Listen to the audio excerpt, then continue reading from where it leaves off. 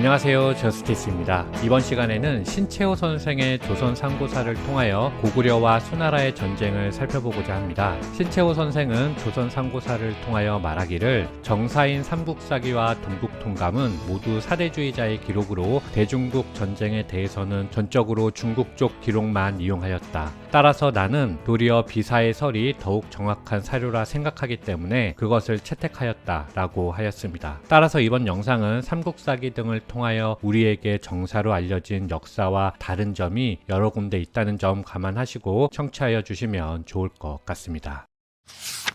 597년 수나라가 건국한 지 이미 15년이 넘었고, 이때 수나라는 매년 풍년이 들어 양곡이 충분히 저축되고 군비도 준비되었기 때문에 문제는 고구려의 자웅을 겨뤄보기 위해서 모욕적인 언사의 국서를 보내었습니다.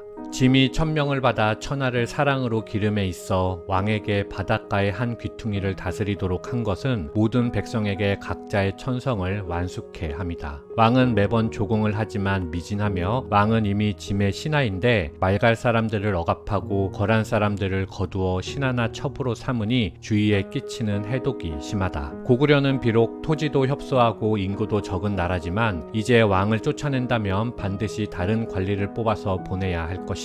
그러나 왕이 마음과 행동을 고친다면 짐의 신하가 되는 것이니 굳이 다른 관리를 뽑아 보낼 필요가 없을 것이다. 왕은 생각해보라. 영양대왕은 모욕적인 국서를 받고 분노하여 신하들을 불러놓고 회답할 문서를 보내려 하였는데, 신하 중 강희식 장군이 아뢰기를 이와 같은 무례한 글은 붓으로 화답할 것이 아니라 칼로 화답해야 할 것입니다 라며 개전을 주장하였습니다. 왕이 기꺼이 그 주장을 따르면서 강희식을 병마 원수로 삼았고, 이렇게 양국의 전쟁이 개시되었습니다.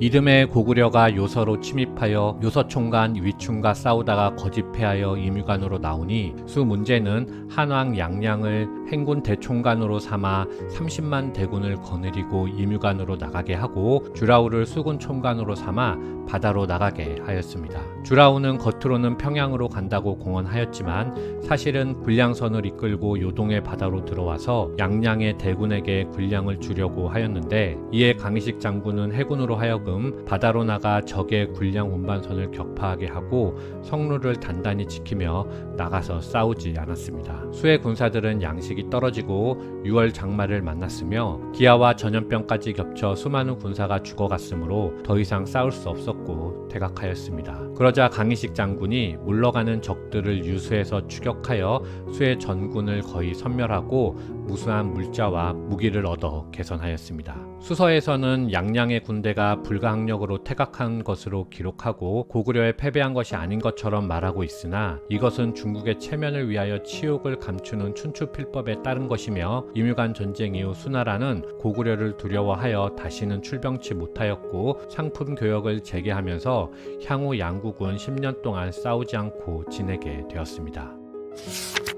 607년 양제의 총신 배구가 양제를 부추겨 말했습니다. 고구려는 본래 거의 한사군의 땅인데 중국이 이를 차지하지 못하고 있는 것은 수치입니다. 일찍이 선제께서는 이를 쳐서 없애려 하였지만 양량이 재주가 없어서 성공치 못하였습니다. 폐하께서는 이 일을 쉽게 잊으시면 안 됩니다. 배구는 이렇게 양제를 부추겼고 드디어 동양 고대 역사상 가장 큰 싸움이 벌어지게 되었습니다. 611년 6월 양제는 고구려를 치겠다는 조서를 내려 전국의 군사를 탁군에 모이게 하였고 강과 바다의 배들을 1000열이나 늘어서게 하였습니다. 다음해 정월 양제가 탁군에 이르러 전군을 지휘 통제하였는데 전투병이 113만이었고 이를 부르기를 200만 군사라 하였으며 수송병도 400만이나 동원된 중국 유사일에 있어본 적이 없는 대병력의 동원이었습니다. 양제의 작전은 이랬습니다. 우선 군대를 수륙 양면으로 나누고 육군을 또다시 양부로 나누어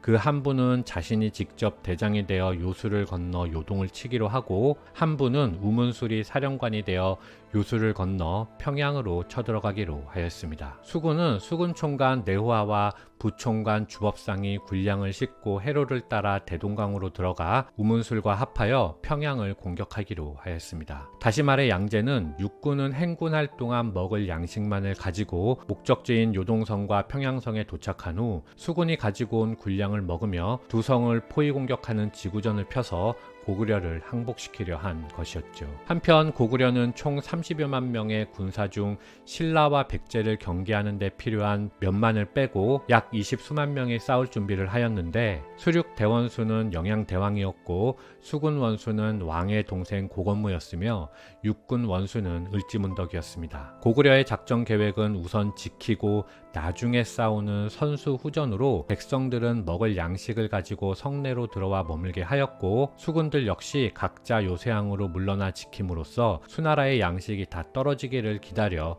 공격하기로 하였습니다. 그해 3월 수나라 군사들이 유하에 이르러 강을 건넜고 을지문덕은 계획에 따라 거짓패하여 군사를 뒤로 물리니 양제는 전군을 거느리고 유하를 건너왔습니다. 한편 내호아는 이에 앞서 수군 10여만 명을 거느리고 군량선을 보호하며 동래에서 출발하여 창해를 건너 폐강 입구로 들어왔습니다. 이에 고건무는 수군을 항만에 감추어 두고 평양성 아래 인가에 재물과 돈을 떨어뜨려 놓았으므로 네오아의 군사들은 재물과 돈을 노략질하느라 대오가 흩어졌습니다. 이때 고건무가 돌격하여 이들을 격파하자 수나라 군사는 달아나다가 강 어귀에서 서로 배에 타려다 죽은 자가 수없이 많았고 군량선들도 모두 침몰하였으며 네오아는 겨우 작은 배를 타고 도망하였습니다. 이것이 폐강의 전투인데 수나라의 군량선이 다 파괴되어 우문술의 육군은 먹고 싸울 식량이 없어졌기 때문에 고건무야말로 살수전쟁에서 을지문덕에 앞선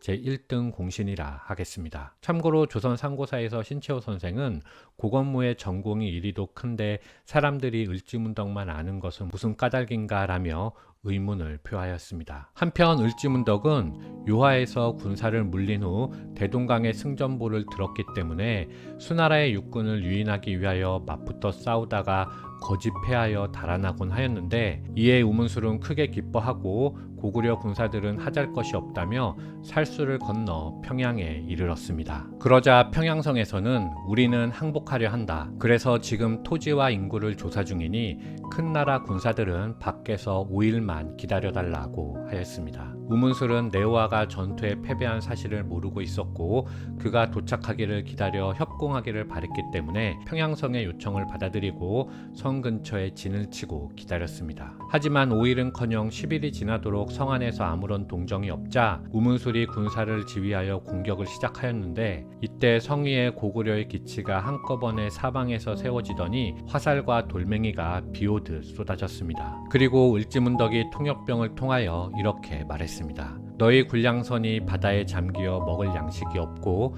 평양성은 높고 튼튼하여 넘을 수 없으니 이제 너희는 어찌하겠느냐. 그리고는 수나라 수군의 군표와 기치를 던져주었지요. 그제서야 우문술의 군사들은 네오아가 패배한 것을 알게 되었고 마음이 흔들려 싸울 수 없게 되었습니다. 이에 우문술은 군사를 물려 후퇴하였습니다. 이윽고 수나라 군사들은 살수에 이르렀는데 수나라의 군사들이 강을 건너고 있을 때 고구려는 상류의 모래주머니를 터놓아 물이 거세게 밀려 내려오게 하였고 을지문덕의 군사들이 뒤에서 습격하니 수나라 군사들은 대부분 칼과 화살에 맞아 죽고 물에 빠져 죽었습니다. 이것이 살수대첩으로 살아 돌아간 자는 30만 중 겨우 2,700에 지나지 않았습니다. 한편 양제의 어영군과 수십만의 수나라 병사들은 오열홀과 요동의 각 성들을 공격하였지만 하나도 함락하지 못하고 있었는데 이런 상황에서 우문술의 군대가 패하여 돌아온 것을 보자 더욱 싸울 뜻이 없어졌습니다. 그리고 이때 을지문덕이 오열홀에 집결한 수양제의 군사를 대파하였는데 이것이 오열홀 대첩이며 이때 인마의 참살과 무기와 군수물자의 노획이 헤아릴 수 없이 많았습니다. 이렇게 하여 수나라의 군사 수백만 명이 전멸당하고 오직 황제의 경호부대 장수 위문승이 거느린 군사 수천 명만이 남아있다가 양제를 호위하여 도주하였습니다. 종합하면 살수전쟁이란 폐강, 살수, 오열홀의 세 대전을 포함한 것인데 그 첫 공로는 폐강의 싸움이고 그 다음 공은 살수에서의 싸움이며 마지막이 오열홀에서의 전투입니다. 그리고 조선 상고사가 이 셋을 구별하지 않고 모두 살수전쟁이라 부르는 것은 이미 오랜 동안 그렇게 써왔기 때문이라 하였습니다. 참고로 수서는 살수에서의 우문술의 패전은 기록하였지만 오열홀에서 양제의 패전은 기록하지 않았는데, 이건 역시 종기한 자의 잘못된 일은 숨긴다는 위존 자휘의 춘추필법에 따른 것이며, 조선 상고사는 중국의 이런 춘추필법을 알아야 그들의 역사를 올바로 읽을 수 있다고 지적하였습니다. 이듬해인 613년, 양제는 지난번 패전은 군량이 떨어졌기 때문이지 싸움을 잘못한 게 아니라는 조서를 내리고 다시 한번 오열호를 침략하고 평양까지 쳐들어가겠다고 다짐하였습니다. 이때 수나라에서는 요동으로 쳐들어가면 개죽음을 당한다는 무향 요동랑 사가가 널리 퍼져 있었지만, 양제는 이를 무시하였고 백성들의 재물을 강탈하여 군량으로 삼았으며 장정을 징집하여 훈련을 시킨 후 요동으로 출병하면서 우문술과 이경 등 여러 장수에게는 고구려의 구원군이 오는 길을 막게 하였습니다. 그리고 스스로 어영군을 통솔하여 오열호를 포위하여 공격을 시작하였습니다. 당시 오열홀의 성주의 성명이 사서에 보이지는 않지만 그를 포함하여 성 안의 모든 장졸들이 백전의 용사들임이 분명한 이유는, 그들은 수나라의 공격을 막아내며 수십일을 대처하였고 마침 수나라의 동도수장 양형감이 반란을 일으켰다는 소식이 전해지자 양제는 급히 군수물자와 무기, 공성기구를 버리고 군사를 돌리려 하였는데, 그마저도 성주에 발각되어 수나라의 후군은 고구려의 군사들의 습격을 받아 거의 사망하였습니다. 이후 비록 양형감의 반란은 진압되었지만 이로 인한 국력의 피폐와 백성들의 원한은 극에 달하였습니다. 그럼에도 불구하고 양제는 패전의 치욕을 씻기 위하여 또다시 병마를 끌어모아 회원진에 이르렀는데, 지난 두 차례의 패전으로 인하여 징집 자체가 원활하게 진행되지 못하였습니다. 따라서 양제는 이대로 싸우기 어렵다는 것을 깨달았고 전쟁을 그만둘 명분으로 고구려에게 수나라의 반신 곡사정을 넘겨주는 것을 조건으로 휴전을 제의하였습니다. 곡사정은 양형감과 같이 반란을 모의한 일당인데 처벌이 두려워 고구려로 투항해온 인물이었죠.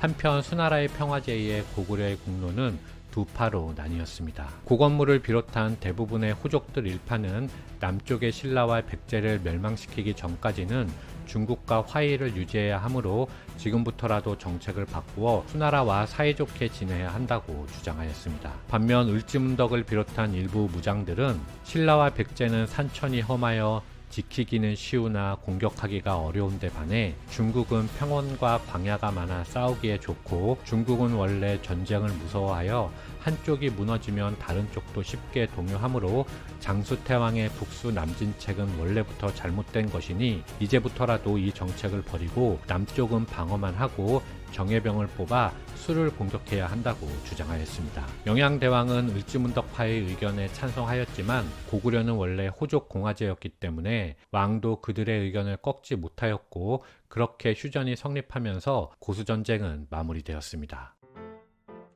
여러분, 2000년대 들어서며 중국은 자신들의 보편적인 역사인식이었던 속인주의, 즉 사람이나 민족을 중심으로 역사를 말하지 않고 현 중화인민공화국 국경 안에서 일어난 역사적 사실들은 모두 중국사라는 속지주의로 역사를 논하던 시기가 있었습니다. 그리고 지금도 중국의 역사인식은 그 방향으로 더욱 강화되어 가고 있죠. 하지만 그런 논리라면 19, 20세기 중국 땅에서 펼쳐진 서양 열강과 일본의 역사는 과연 누구의 역사가 되어야 하는 것일까요? 그것도 중국사라 할 수 있을까요? 이것이 제가 고구려와 수나라의 전쟁을 이야기하는데 조선 상고사를 요약한 이유입니다. 오늘 처음 시도한 영상인데 한편으로는 여러 이유들로 인하여 다음부터는 이런 류의 영상을 못 올릴 수도 있겠다는 생각도 드네요. 여러분, 구독, 좋아요 많이 눌러주시면 다음에도 비슷한 영상을 만들어 보도록 하겠습니다. 이상 마치겠습니다. 감사합니다.